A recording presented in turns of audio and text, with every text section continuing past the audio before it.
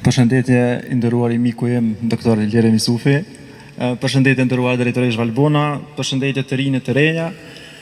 Sot shënohet dita ndërkombëtare e rinisë në të gjitha vendet ndërkombëtare demokratike me qëllim të fuqizimit të pjesëmarrjes të jetës rinore në jetën publike dhe institucionale.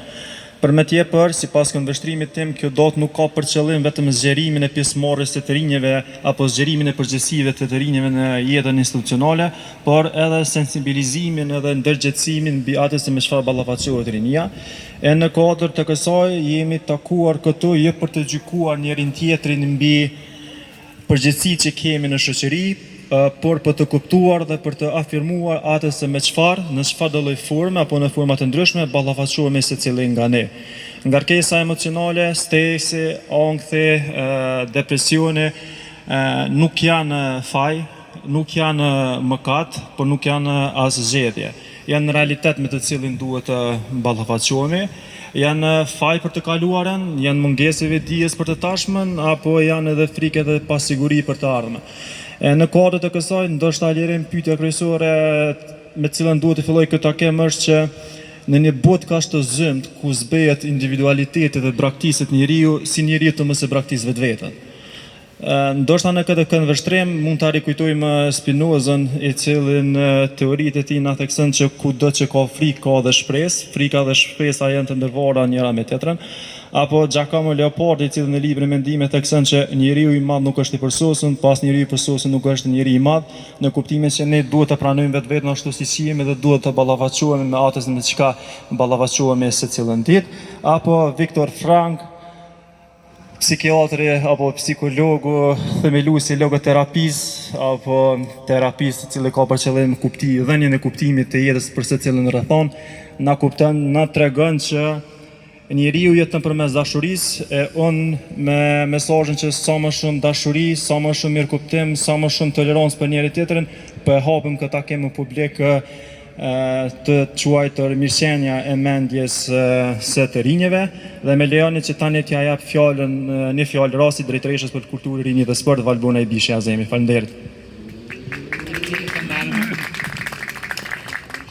Ju përshëndes të gjithëve, në veçanti doktorin Iljerem Isufaj që ka gjetë kohën me qenë mesin tonë në këtë ditë kaq të rëndësishme për rinin, pra shënimin e kësaj date të rëndësishme për ju dhe me një temë shumë të rëndësishme e cila është doja të ishte aktuale dhe shumë e pëlqyeshme për secilin për juve, pasi që po jetojmë në një kohë ku jemi të rrethuar me teknologjinë, me gjithçka që rinin tonë dashje pa dashje po i prek disa, ndoshta shumicën prej nesh, jo veç rinin, të gjitha moshat për shkak të jetës dhe mënyrës se si sot po jetojmë. Pa dashur me ju humb kohë, secilin prej jush e falenderoj që keni gjetë kohën dhe jeni në mesin tonë. Drejtoria për kulturë, rinj dhe sport çdo herë mundohet të kujdeset për secilin nga aktivitetet dhe secilin nga gjeneratat që të jemi pranë jush me aktivitetet të ndryshme, të cilat do të bëjnë jetën nashta pak më të lehtë ose më të mirë në aspektin kulturor dhe rinor. Faleminderit që jeni këtu. Faleminderit doktor. Për të gjithë ne që e njohim, për ju që nuk jeni, ne besoj që do të jeni tani nga afër, Iljerimi shuhet për mendimet e tij të mençura e veçanërisht për gjuhën e thjeshtë, ndoshta kjo është premisa kryesore mbi të cilën do zhvilloj së takimi, kështu që tani tulet gjithçka është në dorën e Iljerimit dhe po besoj që kemi kaluar jashtëzakonisht bukur. Faleminderit shumë Omer. Duheni Omerin të folë, nisa mi apo pyetjen vetës është pse pas na orë, se foli shumë meqëm, do me thonë i kallzoj krejt që ato, për ndryshe nëse ju ka ramën pa, unë jam qaj doktori i TikTokut, që mi këshër një videot, kom qef me kom pak dramatik, se menoj që qështu Omerët vëmendja. Omeri i thatë disa fjali shumë të mira, mu më pëlqen filozofia shumë, po unë mendoj që mja nis tash me filozofu, na për me përdorim këtë termin filozofim për keq, edhe ndi qysh ja nisi me filozofu e zgati shumë. Unë e kom qef me folë në aspektin shumë jo formal, shumë me folë, edhe në qysh folë me njëni tjetri në kafe. Tash që shëndeti mendor për një me është i rëndësishëm, po është edhe shumë subjektiv. Për shembull, hajt po ja nisi me një pyetje. Sa për juve keni menu ka njëherë njetë që keni rënë depresion? Hajt qënë e dorën, kështu veç. Pa se qëni, tash e di që se qëni. Sa për juve e keni pa filmin Obsession, tash që ka dalë që ky filmi Obsesioni. Që 1-2-3 veta e kam pa. Sa për juve mendoni që keni pas obsesion ndonjëherë në jetë? Ose OCD? Sa për juve mendoni që jeni paranojak ka njëherë? A mendoni ju ka njëherë që... A mendoni që jeni shumë gjelos për shembull marrëdhënie në lidhje?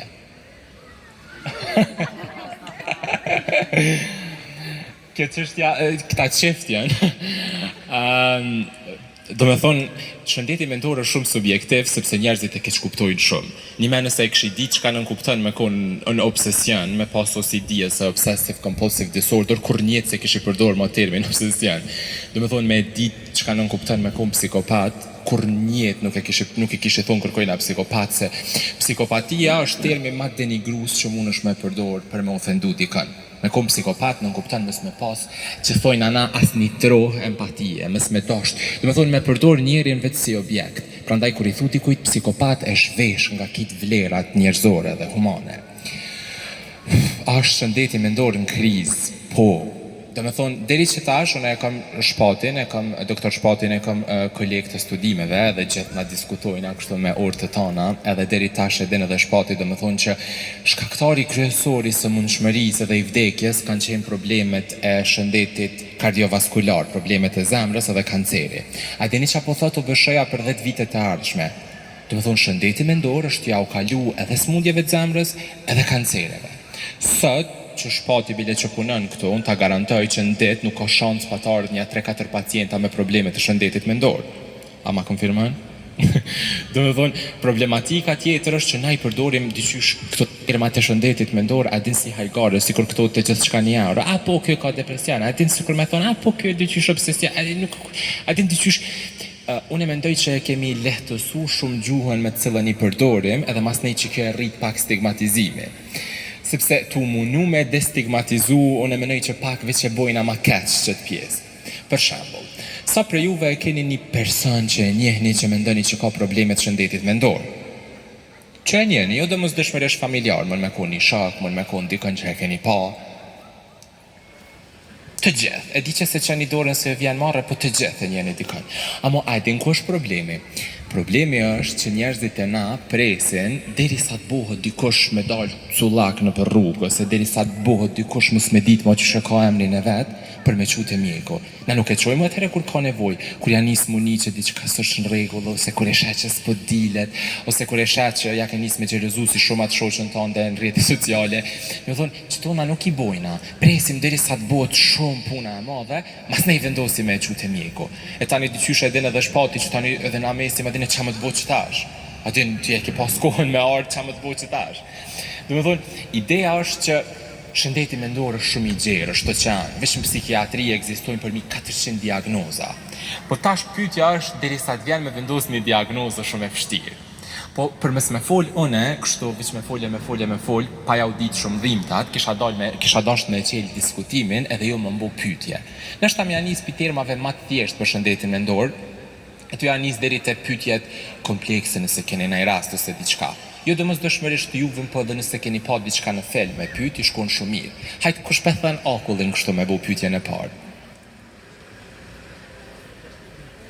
Me diferencu sociopatin prej psikopatin. Mikrofonin.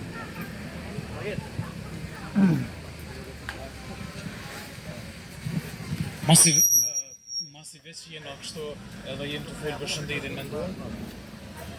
Afro mikrofon. Okay. Masi veç që kena si temë shëndetin mendor edhe shpesh i dëgjojna si dy terme, kisha dashur për me diferencu sociopatin prej psikopatisë. Për shkak se menoj që dallimi i tyre është shumë i madh në krahasim me afërsinë tërë që shpërdoret në vazhdimsi. Po, qëre, tash që to dy terme nuk janë terme klinike. Në esencë to janë terme ma shumë pop psikologji që i thojnë ana. Termi psikopati në fakt për herë të parë ka hyrë në DSM tash, është ky kodi me cilin ai diagnostikojmë shëndetin mendor. Psikopatia nuk kupton një individ që e përdor tjetrin për qëllime instrumentale pa ja ni heq qysh njihet tjetri. Do me thonë, është një person instrumentalist, do me thonë politikante tonë shumica, do me thonë jam persona instrumentalista të cilët nuk kanë kur farë empatie, as interesi, as ndjenje për mënyrën që tjetri njihet kur dojnë me arrit qëllimet e veta.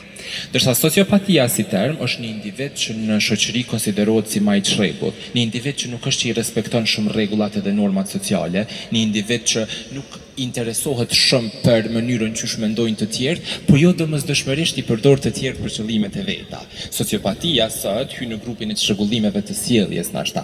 Sociopati si term prap nuk e njohem, është termi i filmave të Hollywoodit, por unë ju kisha thonë me pas shumë kujdes që shpërdoren çdo terma për një me, sepse munën me stigmatizu dikën. Thash, shumë ma let isha një më thonë dikush budall, se sa më thonë psikopat. Për qitë pjesë, sa i përket që sojna që përmenëm që psikopat është këgja termiron me ju referu dikuj, është mirë me cegë edhe se cili prej neve me di që një person që është psikopat ka ndryshimin trunin e vetë, nuk është që është ose s'është ose mundet me ndryshu, lindi tillë edhe ka me vdek i tillë, nuk ka diçka që e trajton ose që është. Kështu që jo stigmatizim, po është mveshje, sikur me mvesh dikon me një sindrom që e shohim me tipore fizike, thjesht tiporet fizike nuk tregojnë po mirë po. Shumë e vërtetë, do me thonë, keni kujdes shumë kur i thoni dikujt na psikopat, se është shumë fjalë e rëndë. Po çka është interesant është për shembull se tash janë nisni me bëu këto pyetjet, po unë e di që nisem me ka lidhjet për shembull, a e keni një termin narcisist në kush ndonjëherë? A e dina i kush që është narcisizmi, a keni një për narcisizmin? Nëse përveç shpati, se shpati o mjek, ju të tjerë. Okej, a po të me folë? Hajde të rritë. A keni një herë që është narcisizmi? Person që të lanë gjithmonë në faj, diçka e tillë ndoshta? Okej, po. Tjetër? Nuk e di nëse është kam vërtetë teorik ose jo, po personi narcisist nuk është personin që e helman ambientin ku ndodhesh. Okej.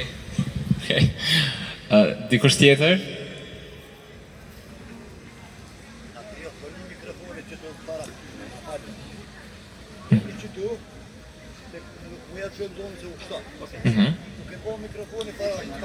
Kena nevojë për mikrofon.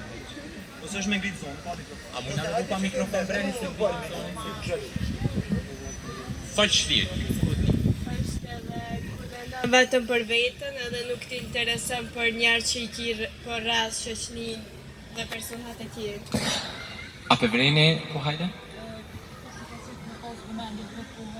Okej, po. Dikush tjetër, a ka me shtu diçka? Mendoj që edhe të halen po i gjithë.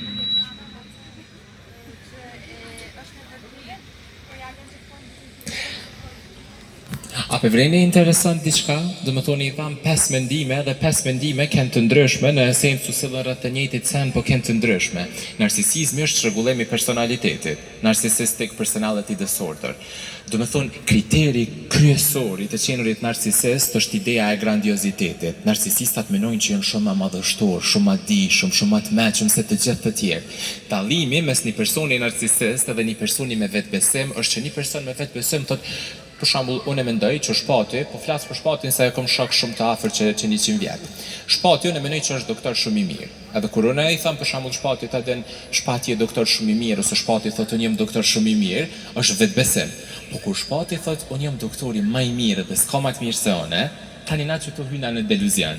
Çto janë deluzionet e grandiozitetit ose të madhështisë, kur ti mendon që je më i miri. Të gjitha të tjera tani janë derivate të kësaj, sepse kur ti mendon që je më i miri, atëherë ti nuk mundesh me pranu kritika, po. Sepse nëse unë jam më i miri, kush mundet më kritiku mua? Sepse unë e di gjithçka, unë jam më i mëshmi. Në ndë, një kriter tjetër që përdoret quhet gaslighting, e keni një shiqare prej anglishtës. Gaslighting është përdorur për herë të parë në një film. Edhe që aty është kuptu termi që është narcisistat kanë aftësi dhe me thonë me të bindë ty që ti e budall.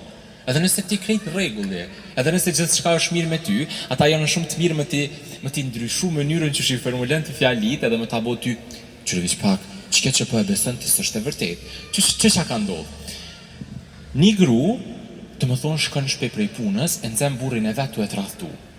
Të me thonë e nxen në shtrat me një gru tjetër. Po ai burri është qaq i mençëm sa që e bind këtë gruan që e ke pati s'është e vërtetë, është deluzion, ti nuk je mirë, që e pati është s'është reale. Do të thonë çat shumë ja nis mi fol, sa që gruaja fillon me thonë unë s'ko këna mirë, unë s'ko këna budallic, nashta për një men nuk u kon kërkosh këto. Ajo gruaja tjetër qohet, i merr tesha del edhe tani thot çfarë përshet që s'është kërkosh. Ajo bën po dikush ka, jo s'ka kërkosh, kërkur nuk u kon. Ti e ke pasë ti po ki qef me pa. Do të thonë personat që e kanë deluzionin e grandiozitetit, që të besimin që janë më të mirët dhe kërkosh nuk mundet m'ia u thy, ata tani duhet mi botë të gjithë të tjerët me unisi ma budallajn për rreth, sepse për ndryshe nuk mundën me marrë që ti denë që unë jam më i miri, se dia pe kuptoni. Do të thonë hajt bën një pyetje tani unë s'di munal. Një person narcisista? Ideja është shumë më, ajo po një person narcisist a foli pa mikrofon bre, apo mnine? Po s'është më shkoj tani, çfarë? Një person narcisist është shumë ka shumë arsye pse një person bëhet narcisist, por nuk është një teori definitive. Janë faktorë gjenetik, janë faktorë zhvillimor ambiental, që janë të mënyra që shrihet. Besohet që një person narcisist është një person i cili ka një ego shumë të butë. Mrena vetës së tyne janë persona shumë të butë, janë persona shumë të pasigurt. Edhe për me mbulu që të pasigurinë e tyne fundamentale, bazike, çka bojnë e krijojnë një farë deluzioni. Qëre se njerëzit edhe i kuptojnë çto për më kthy te përgjigja. A i keni një herë termat halucinacion, deluzion, iluzion? Iluzioni është për shembull adin kur e merr lugën e çajit edhe e shtin çaj edhe që deformohet pak. Do të thonë objekti e ruan identitetin e vet, po deformohet në formë. Për shembull çet pemë unë e shoh si pemë, unë e di që është pemë, po pema më duket më e çaravesht, më e madhe, më e ndryshuar në strukturë. Deluzioni është kur unë e shoh çet pemë, po nuk e shoh si pemë, e shoh si çadër. Ju krejtë më thoni që kjo është pemë, thom jo nuk ka pemë, kjo është çadër. Halucinacioni është kur pema s'ekziston hiç, po unë them çto një pemë. Tash ju krejtë më thoni jo më s'ka pemë këtu, thom jo vëlla është. Halucinacionet edhe deluzionet janë besime shumë të stagnume. Njerëzit refuzojnë me i ndryshu. Ai thot unë e shoh si pemë dhe çaq. Tash ideja pse quhet deluzion i grandiozitetit është se ti sado që dën mja vërtetu një narcisistit që ai nuk është më i miri në botë, ai ka me gjetë arsye pse është më i miri. Ai thot unë jam më i miri, ti e ke gabim, ti e budall. Edhe që aty përfundon diskutime. Fjallën është ajo deri në çfarë farë mase, edhe dikush që deklarohet në këtë mënyrë. Po për shembull ka simptoma të narcisizmit, po? Ka simptoma do më thonë edhe në mënyrën e veprimit. Absolutisht. E dominimit. Po. E të që kjo janë so pe kam të fjallë edhe, jo që s'peti termi, po sillja. Sillja që mundet me... Narcisizmi është problem që nëse... E kthej mikrofonin. Narcisizmi është problem që nëse kishim fol për ta ish dash me fol në 3-4 orë, sepse deluzioni i grandiozitetit është veç një, masnej aty e hyn shumë faktorë.